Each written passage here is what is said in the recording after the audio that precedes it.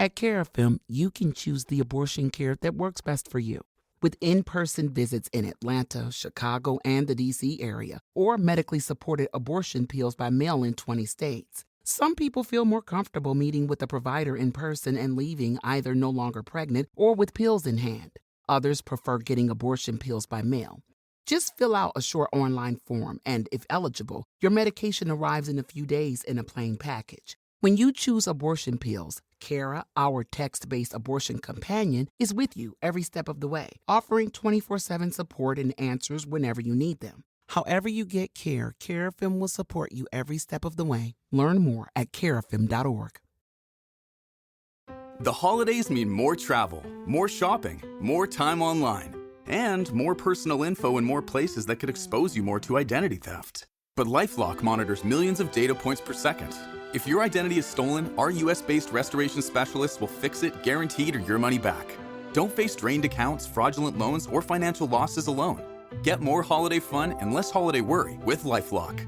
Save up to 40% your first year. Visit lifelock.com/podcast. Terms apply. Get your mother-loving ears on because your big-time radio DJ's got news. PayPal lets you choose how you want to pay for all the stuff. With PayPal, I can pay in-store, pay online, or pay over time. What's that? You want this translated into song? I hope you're sitting down. You can pay your own way. You keep those ears on, you hear? Don't just pay, baby. PayPal. Learn more at paypal.com. This is one of the things that I think is really interesting. When I was reading about the decision to use the atomic bomb, there was disagreement at the top in America. Admiral Lay thought it would be crossing the line. He said, why don't we just gas their cities? If we're going to do this, it's the same. It would be the same as gassing them all, right? It's on a par with that. And that's unacceptable. We don't do that, right? And one of the guys talking about this, he says, academics sit and think about this for months on end or years on end. They toss and turn whether to deploy the atom bomb. We didn't have the kind of time people have to think about this stuff now. This was happening to us right then and there. The decisions were upon us. You know, the Trinity test successful. Potsdam conference is happening. What are we going to do now? We've got to launch an invasion in October. How are we going to line that up? No, it's coming at you like that.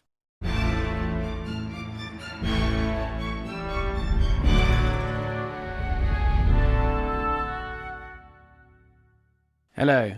At 18:30 hours, on the 4th of May 1945, Field Marshal Bernard Montgomery accepted the unconditional surrender of German forces in northwestern Europe from Admiral Hans-Georg von Friedeberg. This was one of a number of surrenders that took place across the European theatre of World War II. Months later, Japan surrendered with a radio statement that has since become a satirical masterpiece.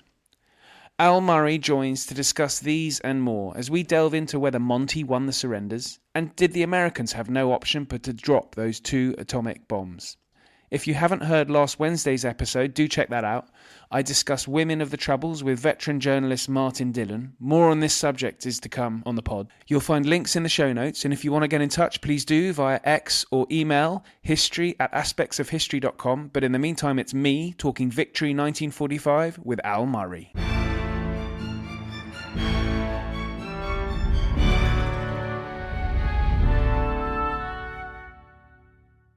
Al, welcome back. Very kind of you to join me.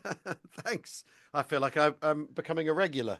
Well, steady on, not that much. Victory 45. Yep. Very handsome copy, actually. Looks great with Monty overlooking a. That is Dönitz, isn't it? No, it's von Friedeberg. Von Friedeberg, sorry. Yeah. Grand Admiral Friedeberg. Yeah. Right. Monty, I was very interested in Monty. He's on the cover, so I wanted to speak about this because he was desperate to sort of win the war for the Allies. Yeah. Do you think he won the surrender war in the West?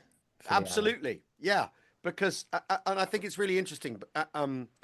After they've gone to see him and Flensburg, Dönitz's government, they're having they're talking about the first encounter with Monty when von Friedeberg first goes to see him and he's sent back. Keitel, who is one of the senior people there, says, or afterwards says, we should have gone to Eisenhower because we'd have been able to like bamboozle him and string him along and all this sort of thing. But the problem is we went and saw a proper professional soldier who saw us for what we were, defeated, and he wouldn't let us.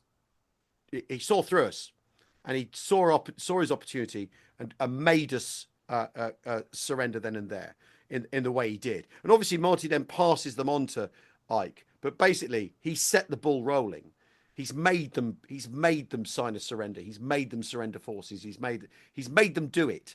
And rather than because the surrender Montgomery gets the Germans to sign at that point, he isn't authorized to offer and isn't authorized to issue, but does anyway because he's a soldier. He knows he's got to grab this moment, and they know that, he knows that, and as a result, I think he wins in that regard. And it's very, very interesting because he's really miffed about not going to Berlin, where he thinks the political capitulation will occur. And he's right. If you don't, but the fact that they come to him first, the fact that he takes the first surrender in Germany of the Reich, because we've had the Italian thing before, but that it's all about what's happening in Germany at this point, I think is really, really important. And yes, he does win. I think he knows what he's doing. He's got this caravanserai of journalists with him and the BBC and all this sort of thing. So he makes damn sure that everyone knows about it as well. Fails to contain the news somehow. But is a bit of a and I guess this is inevitable because of what the Second World War was. But is this an example of a commander, a general, overstepping the mark and delving into an area that he shouldn't be?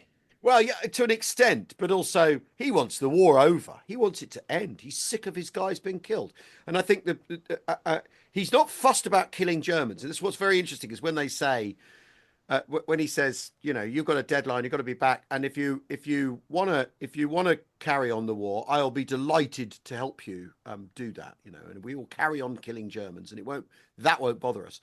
But he doesn't want any more British soldiers killed. And I think, what's interesting is just before, the fortnight before, he's lost one of his LOs, a guy called John Poston, who's killed on one of his liaison officers out on a trip. What Monty would do is send officers out they had license to go anywhere and ask questions on his behalf, and then report back to him in the evening. So he didn't have to rely on reports from his subordinates. He sent guys out to find out, see how that correlate with what he was being told. And one of these guys, John Poston, is killed just 2-3 weeks before the surrender. And it's a guy who's been with Monty since Monty became Monty, essentially, with 8th Army. And it's someone he really has great affection for. And so he knows that, he's not some detached, aloof general who doesn't understand the cost of what he's doing. He knows perfectly well what war is.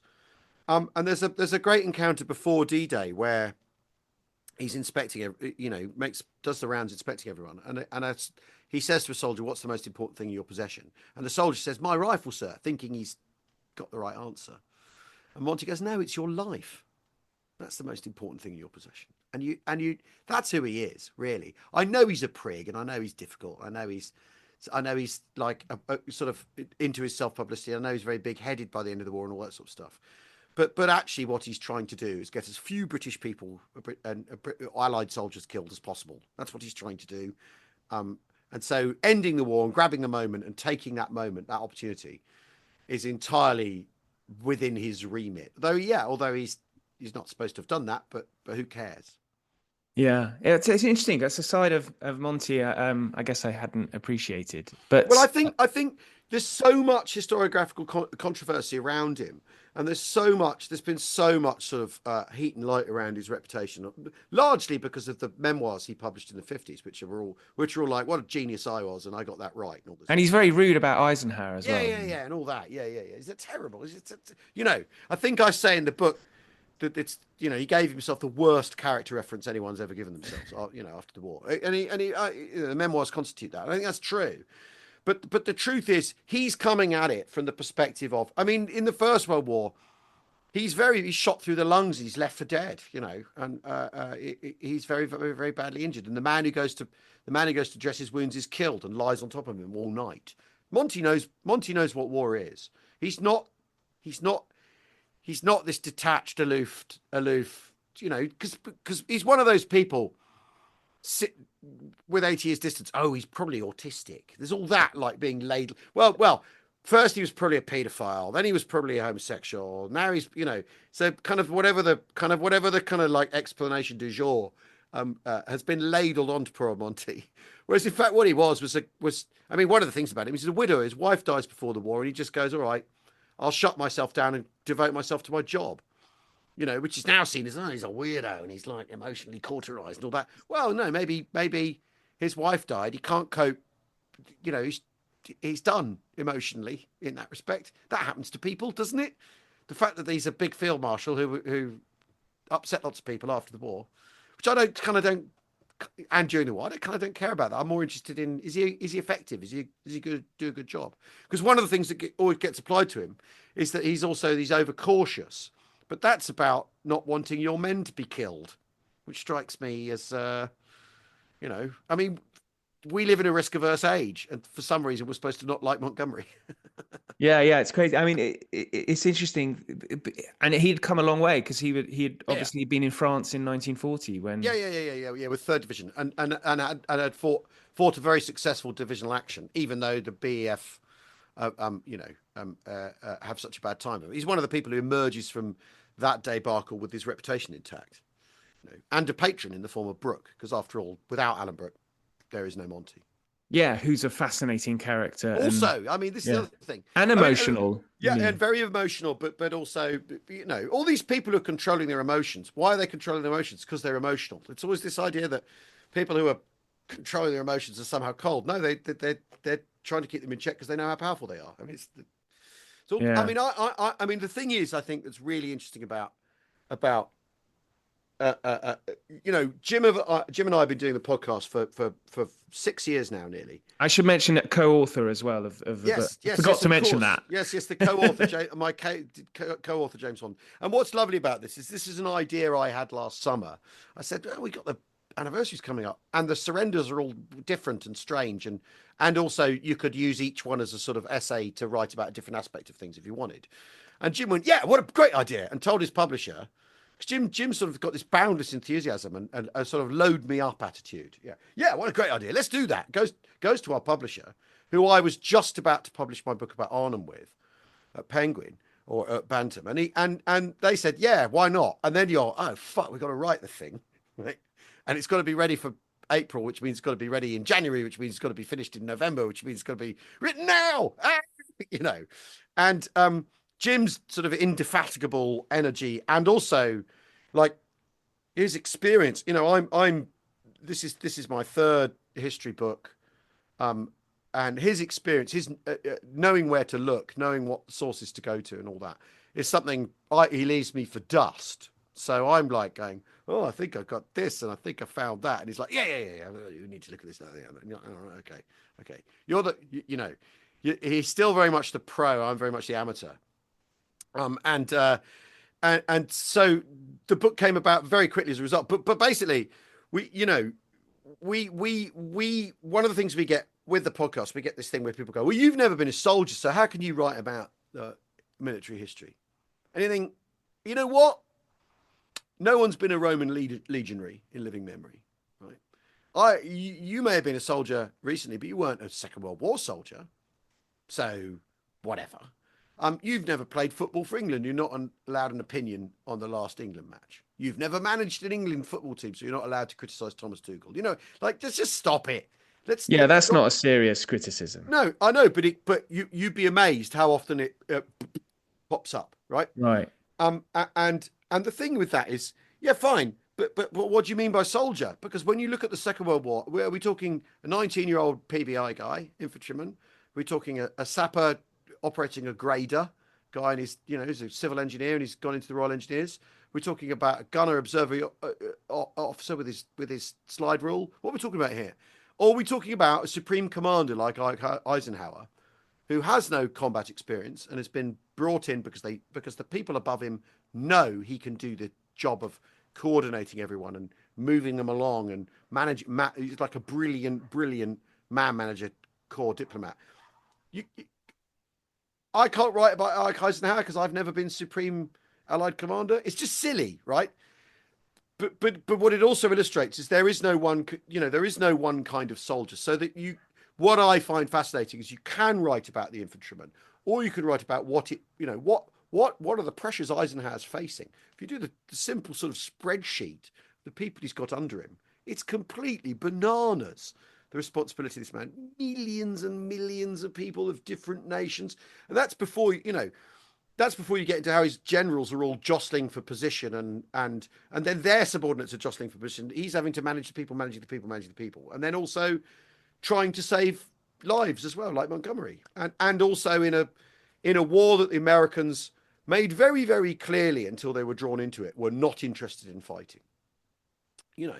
European entanglements and all that. The isolationist America is only 2 years ago. When you think about it, if the first American campaign in North Africa is only 2 years after Eisenhower's won the presidency on an isolationist ticket, so there's an awful lot of people in the American army who think our boys shouldn't be doing this at all. So if they got to, we need to get it over with, and we need to get it over with because, and the reason we're doing it is because these are bad people that need stopping. There's the moral component in the American high command is really, really interesting. They all believe it. They all believe in it. They all absolutely have no doubt in their minds about what they're doing and why. And Eisenhower is the sort of perfect exemplar of that. Won't shake hands with Nazis, won't treat with them, won't see them, won't see anyone that's sent to him by the Flensburg government, by Dönitz, until they've signed a surrender. Locks himself away in his office. I think it's kind of amazing as a piece. He's not even curious, No, I'm not seeing Yodel. Fuck him. Well, that moral component that you mentioned, I mean, I've just been reading the section on Gunskirchen, and you have Alan Muskin and Hugo Ginn. Hugo Grin, yeah. Grin. But this is just, you've got a lot of camps in southern Germany where they're being uncovered. And this is an element of that surrender where obviously everyone's so delighted that the war is over, but... Yeah. Well, and I mean, it in a way, I mean, there is this extraordinary business of the reveal of the camps. Is that there's, that Nazism and its geopolitical expression is sort of the thing that's drawn the Americans, the British and then the Americans into the war. But then to get the lid off the Reich and discover what's in there, what's inside it, and obviously the high command have known about death camps, and they've known about the Holocaust, and they don't know what they believe, and they don't know what they can do about it, and they don't have a real grip on its extent, and also are convinced that what they have to do is win the war as quickly as possible to put that to a stop. But to actually encounter it, that as you say, that those what's really interesting about Gunskirchen as well. No one's heard of that camp. No, it's not one of the big name camps that's in people's imaginations, but these places are literally everywhere. They're everywhere in Germany. They're any major conurbation where there's engineering works going on, there's slave labor doing it. These things are literally everywhere. And then there's the death camps as the sort of next tier.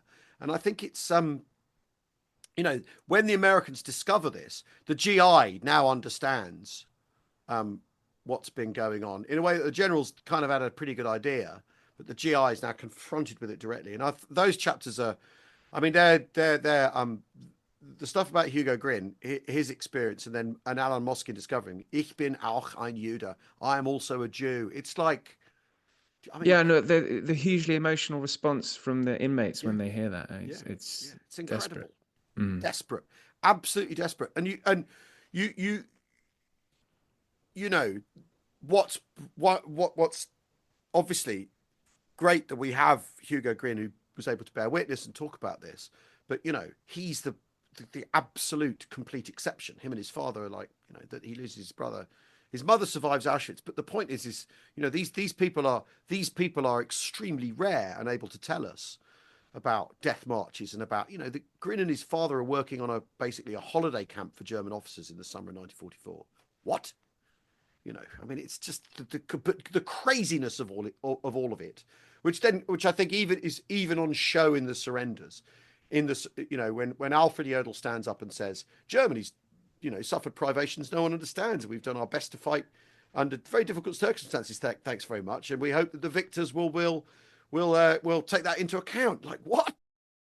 It's okay to want an abortion. Did you know 1 in 4 people who can get pregnant will have one? So it's actually more common than most people think. At CareFM, you can choose what type of abortion care works best for you. We have in-person locations with private entrances in Atlanta, Chicago, and the Washington, D.C. areas. And we also offer medically supported abortion pills by mail in 20 states. For some people, it's more comforting to come into a private office where they can sit with one of our medical providers and either leave no longer pregnant or with abortion pills in hand.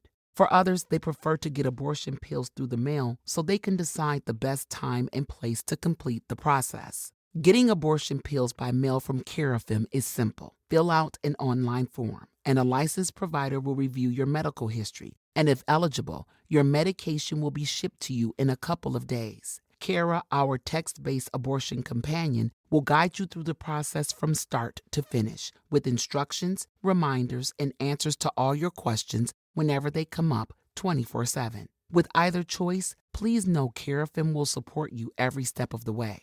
Learn more at carefm.org. Shut up. Yeah, the delusion is insane. Yeah.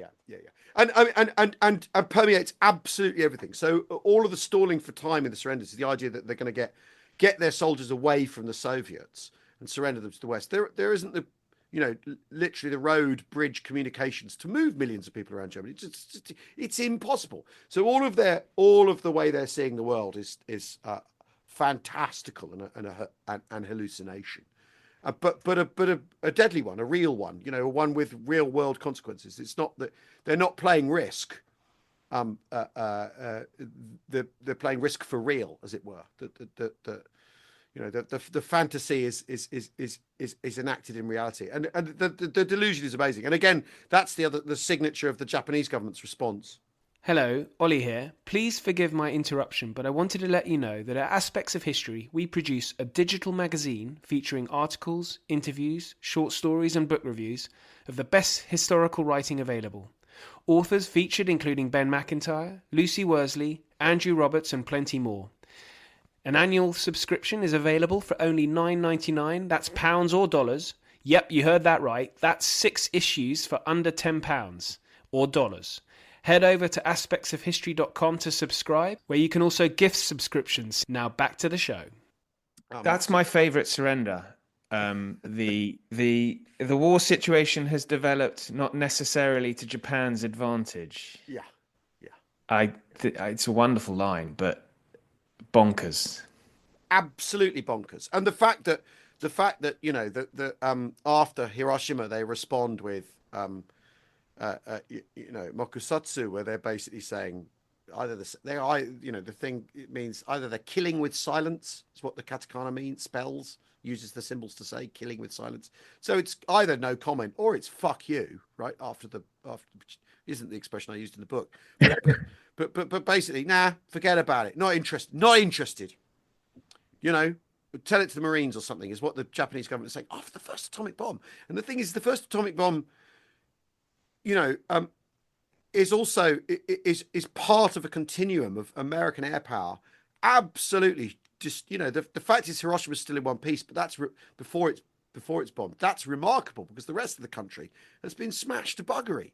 And since the Americans abandoned precision bombing, once you get the Tokyo firebombing, which kills 100,000 people, displaces millions of people. Obviously, the Japanese have this built-in culture that they can't surrender, but even then, surely surrender. I mean, it's absolutely boggling, and you have the Army Corps people. What it boils down to in the Big Six is the civilians in the end who are on the war cabinet in the end go, we should stop. And it's the military are going, no, we've got to carry on, we've got to fight to the death. And then are prepared to be disloyal to the emperor in order to disobey the emperor in order to be loyal to him, or the idea of the cockatoo of the polity. That, you know, all of that is absolutely bananas. And I didn't know about it at all, and then went into, you know, reading it and looking at all this stuff. And in a way, the coup is kind of well known. The attempted coup by the colonels who try and seize power, but it's the stuff around it. You know, the scale of destruction in Japan, the scale of defeat, you know, the writings on the wall, and also this idea that the Japanese government is basically going to, they know they've lost, but what they're going to do is make the Americans really pay for the victory in order to get concessions out of them. It's just the cynicism and the murder at the heart of their thinking. It's just, it's, I mean, it makes the Soviets, it makes Stalin look like a pussycat. The context that is often lost when talking about the 2 atomic bombs. Yes. But Okinawa. Okinawa. You all you need, Iwo Jima, Okinawa are telling the Americans what fighting on the mainland is going to be. They're being used as signals by the Japanese as much as anything else. Japanese government, they're saying, you're right, the closer you get, the worse it gets.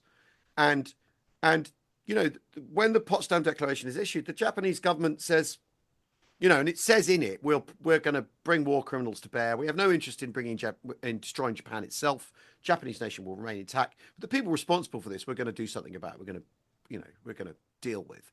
And the Potsdam Declaration makes clear not to have any of that, because the Americans float this Morgenthau Plan idea before the end of the war in Germany, where the idea is that Germany will be reduced to sort of a peasant economy and not have any, you know, not be allowed any weapons or any industry and all that. And Goebbels then uses that to say, they want us to have they want to reduce Germany completely. So in the Potsdam Declaration, they make it clear we're not interested in destroying Japanese industry and stopping Japanese progress, but we're coming for the people who did this. And the fact that the Japanese government goes, after an atomic bomb, goes, bah, nah, not interested. You know, these are the concessions we demand. We can retain our army. We retain this, that, and the other. It's absolutely amazing. And I write in the book, it's the second atomic bomb that changes the world. And I think it really is. I think doing it once, kind of whatever, right? You've got this new weapon. You'll try it once. It's doing it again. It's showing the resolve to do it again that I think is the sort of thing that changes the world completely. For my money, it's the second bomb that brings in the atomic age, because you know, once is a demonstration of power, twice is a demonstration of intent or a direction of travel, I think, and that even then the Japanese can't quite bring themselves to. Yeah, there's so a massive it makes you argument, you know, about what to do next. If we speculate, I mean, this is alternative history, but if there'd been only Hiroshima, well, who knows? Who knows? Because after Hiroshima, yes, you know, after Hiroshima, that is the period of prevarication, hair-splitting pedantry from the Japanese government, and real proper gridlock in the war cabinet between the army, who are denying it's an atomic bomb, because you know, the state of science in Japan is you know, they know the atomic bomb is possible. Of course they do, because everyone does. They know it's a theoretical possibility, and the Navy have been trying to build an atomic weapon, and the Army have been trying to build an atomic weapon. And interestingly, the Navy's committee is chaired by the bloke the Army has got in charge, but because he's so sworn to secrecy, he won't tell the Navy that the Army also trying to figure it out, which is quite interesting. He's siloed to the point where he's on one committee going, oh, you're not really making any progress, while at the same time running a lab himself. You know, there's that going on, and they've done the thing where they go, well, we can't make one, so it's impossible. Which I think is a very interesting way of looking at group. You know, a very interesting example of groupthink. You know, that they've convinced themselves it's impossible, so it's impossible. Whereas if you know if the Japanese know the first thing about America, they know it's much richer than they are. They know it's, you know, committed its vaster economy to the war effort, blah blah blah, and also, you know, I mean, America has the space, the resources, the people, whatever. But the conclusion they draw is, well, it's just too difficult. can't be done. And you know, there's the extraordinary scramble after the you know, the army then go back to their scientists to go, is there any chance you can make us one of these really quickly? Like after they've been, you know, they've been nuked themselves. I mean, that is the most extraordinary thing. So yes, there's this period where the army are denying it's an atomic bomb.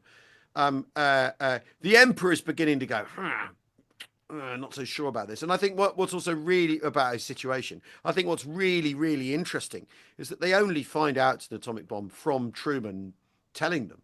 So you get this extraordinary moment in global history where the world's most secret scientific project is suddenly public because the Americans use it and then they say what it is. They leave no mystery. They leave nothing unclear to the Japanese. And even then the Japanese, after the first atomic bomb, are still going, well, they're lying. Can't be done. It's impossible. We fight on. Let's make the Americans pay for their victory. And I think it's the second one where, you know, where it's quite clear that it's real, game over, and the emperor concedes. And that's the atomic age, the birth of it's the second one going off. Unfortunately, the horror of all of this. Yeah. The sheer horror of all of this, what, you know, they drag their heels over a thing like that and they get, you know, another 60,000 people killed. And reading about, you know, the manner of the deaths in the book, you know, the burns. This is an attack. But it's the logical conclusion of Allied war policy, though, the atomic bomb. More bang for your buck. You're trying to inflict as much damage on the enemy as possible without hurting yourselves. The fact it's one plane that can destroy a city rather than, you know, in Tokyo, when they raid Tokyo, in February, it's you know, it's hundreds of planes. This is one plane, and so the Allied you know, conception, which is the thing, you know, for shorthand, steel not flesh. You use steels, you use technology, not people. That means our flesh. It means we don't expend our flesh. We do not care what we have to do to the other side to bring that about. And it's also the sort of conclusion of the idea that the bomber will always get through, which is the pre-war panic conception. There's an Italian aviation enthusiast called Duet, who proposes the idea that what you do is you bomb a population, the population says enough, and the government changes its course of direction. And the atomic bomb, in a way, although the Japanese government are not listening to their population, they're not interested, in a way that the atomic bomb is the final arrival point of that idea that's posited by Duet after the First World War. You know, it's the culmination of the Allied direction of travel, unfortunately, and shows that war involves escalation, involves you know, this idea that at some point we will stun our opponent into defeat. And the fact it takes 2 atomic bombs to do that is incredibly depressing. The use of those 2 bombs is often debated, has always been after the war. But that's what you're saying. The lack of understanding of the mindset of the Japanese is very important to take into account if you're going to make a judgment whether it was a good idea. Yeah, absolutely. And the thing is, the Japanese really don't know what the Americans think. They've got people really, you know, they know what they're saying on the airwaves, but the Americans know everything that the Japanese think because they've broken into their diplomatic cipher and they know exactly what's going on. They know everything the Japanese are saying to themselves internally, because they've got into their codes. And this means that the Americans do know what they're dealing with, in terms of the Japanese saying to one another, "Well, we're going to make," and because of Okinawa as well, because the battles they're fighting, they know that the Japanese are going to go. The idea is they're going to go down swinging and exact as big a blood price as they possibly can. You know what that would be, we will never know, but you know, I think so often, and you know, this is a thing James and I talk about a lot. So often, you really got to try to park the historiography. You've really got to try to park our moral judgments and look at what were people thinking at the time. Is there any way we can understand that? Is there any way we can get a glance into it? And I think what's very interesting about the Japanese government attitude is very much that they are genuinely caught between a faction that wants to fight forever and believes in extracting this bloody peace from the Americans to save their own skins, which is the other thing, because after all, the Potsdam Declaration says we're coming for the war people who started this. We want the war criminals. We want them. And you know, if you're if you're the head of the army, you know you're a war criminal if you're the head of the Japanese army. And after all, Curtis LeMay says, had we lost the war, I'd be a war criminal for firebombing Japan, right? So the Americans know, everyone knows which way the table's tilting, right? So I think to try and obviously there are moral arguments about the atomic bombing, but I think you've really got to try and look at who are the people making decisions in Japan that stall the surrender and make the Americans, for Christ's sake, I will do it again then. And I mean, it's such an awful story. I mean, you work your way through the end of Nazi Germany. It's disgusting, and they're press ganging 15-year-olds and 60-year-olds and all that, and there's death camps everywhere, and the Allied armies are discovering them, and the Germans are hanging on for military honor and all that. That's revolting. And then you get to the Japanese end of it. You're like, oh my God, it's even worse. I can't stand it. Because they've also been fighting longer in China and behaving absolutely disgustingly in China. Which again, I think we tend to forget this. The Americans come in at the end of the Second World War for the Japanese. They're the last 3 years of the Japanese war, really. From end of 41, so 42 to 45. The Japanese have been at it they're going to Manchukuo in the early 30s, and that's not strictly speaking the start of the Second World War, or is it? Yeah. Is it 30? Is it 37? I've heard, or is it 30? Well, no, they invade Manchuria in I think it's 31, 32. I ought to know this off the top of my head. By the way, one of the things I do is once I've written a book, I dump it all and I don't remember any of it. I just want to make that clear. Of course. I haven't read it. I haven't read it lately. I'm thinking about the next thing. But the point is if you're Chinese, when does the Second World War start? And of course, the Japanese fight the Soviets in 1939 and lose and come to a non-aggression pact agreement with them. They don't surrender, though. Because the other core difference is in Germany, they have lost a world war and they have surrendered at the end of the First World War. They're very unhappy about how they did that. And they're very unhappy about the circumstances around it, which leads to the stab in the back myth and the fact that they don't want a repeat of 1918. And that's hard baked into all of their politics, not just Nazi politics. You can't have that happen again where the government pulls the rug out from under the army. So when the army end up being the government, essentially in Germany in 1945, they really don't know how to approach the surrender, because they will now be the people pulling the rug, is what they're worried about appearing to be, which is why they keep talking about military honor, even though there's none. Monty knows. Yeah, there's a quote in the book where Wolf says, "If we carry on fighting now, we'll be war criminals." Yeah. It's mad. Exactly, and he's done crimes against humanity. Leave the war criminals out of it. The war criminal aspect. He's done the crimes against humanity stuff. He's fully paid up to that aspect of things. But then I think that's interesting, because the Nazis are able to make a distinction between the things they've had to do in their race war that they don't see as that. They see it as a sort of destiny's unfortunate task put upon them. If you're a Nazi, I think. Yes, indeed. Lawrence Rees has talked about that in The Nazi Mind. Yeah, exactly. Doing a favour for the world. It's a tough job, but someone's got to do it. That aspect to it. Whereas actually, the other way of looking at it, it's just another front. It's another front in their war on the world, the way the world exists as it is, but they are able for themselves to make that distinction. I think we don't have to. I think it's all part and parcel of the same thing. But I think it is the Japanese haven't had this experience. They don't have a stab in the back. They don't have a surrender example to look at. It's just straight up dishonourable. And the fact that politicians are using that, they know that their soldiers think that, and they know their people are bought in on that, sold on that idea. The fact that they're using that to then extract this bloody peace to the Americans, the cynicism at the heart of the Japanese government. And also, which is reflected in the emperor then going, fine, great, I'll completely change the constitution so that I don't go to the gallows and you lot do, which is basically what he does. It's sort of like, they're all as cynical, they're all as bad as each other. The fact that the emperor then, emerges intact, I think is very, very interesting, and shows that, he's as bad as they are, but he wins.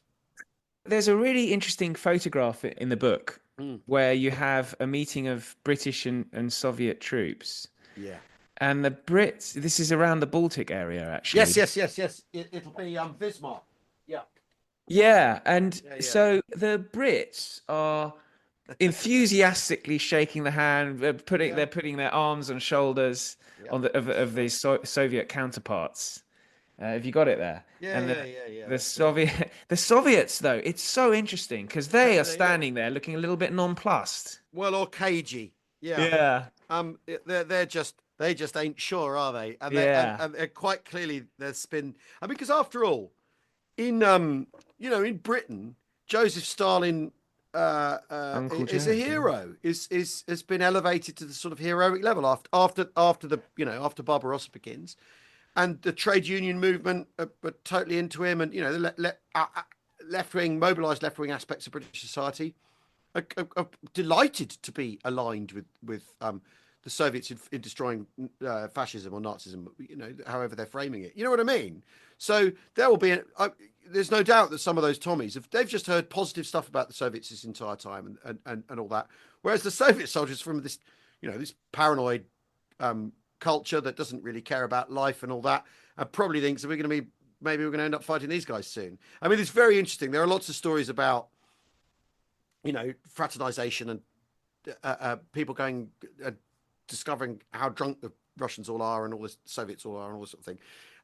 But also around then there is a standoff at Wismar to stop the Soviets getting into Denmark. There is a genuine moment where Erich Bols, who's the Major General commanding 6th Airborne, says to the Soviets, "I've got artillery and you've reached the stop line and you're not going over it. Thanks very much. Afraid not. And I'm not prepared to enforce the stop line. I'm not afraid to enforce the stop line if I have to."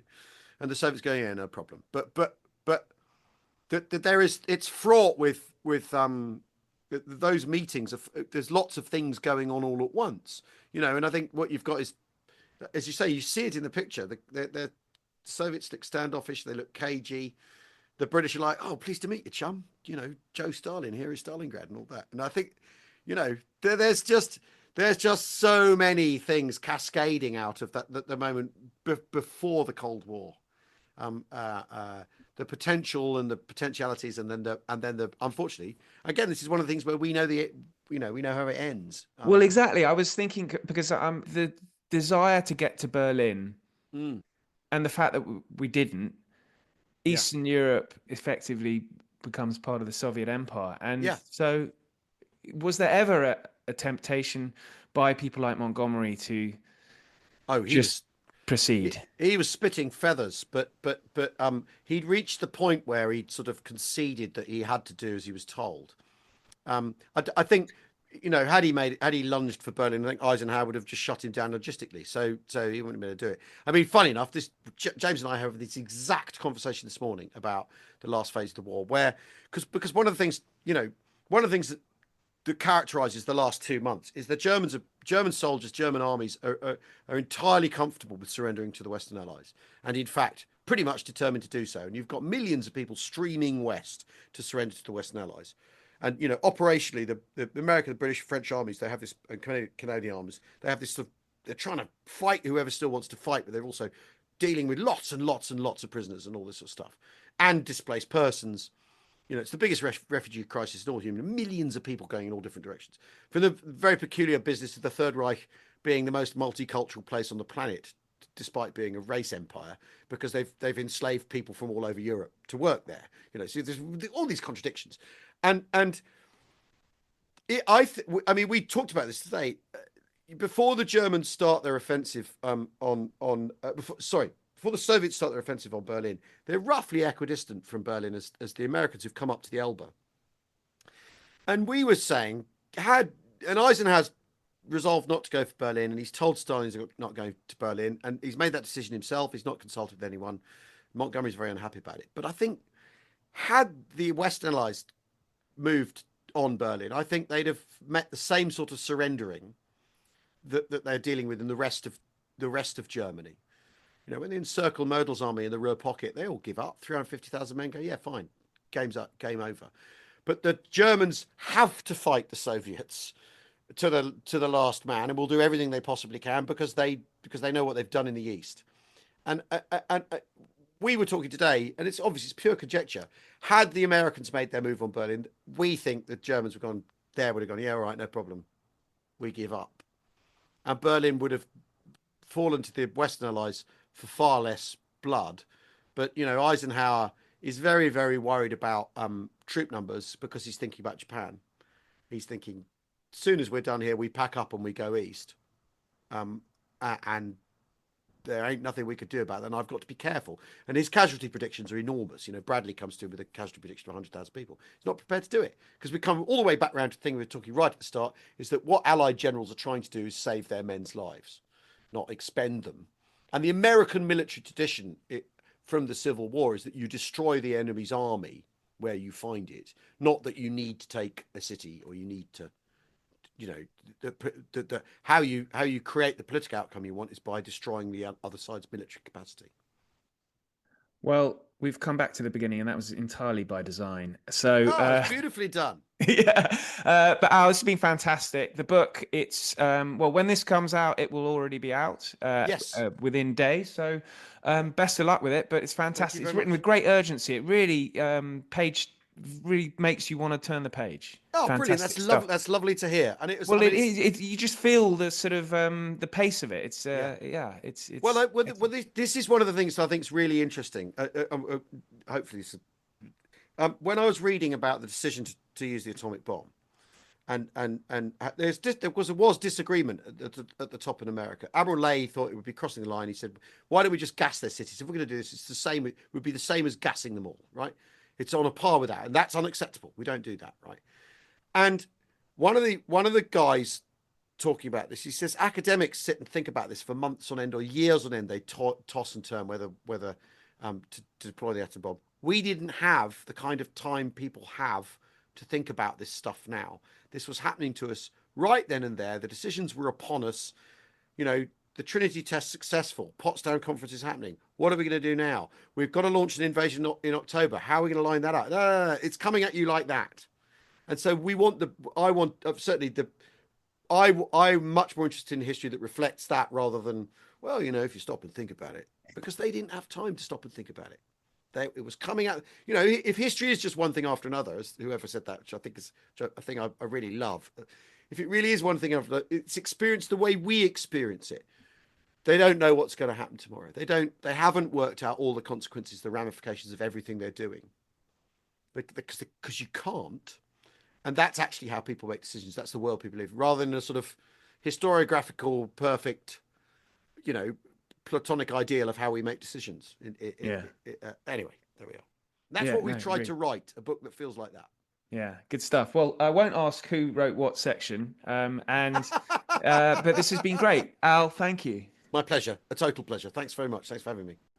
Thanks so much for listening. Plenty more great histories on the way, so please do follow or subscribe. And if you can share with friends and family, I'd be most grateful. But until then, thank you and good night.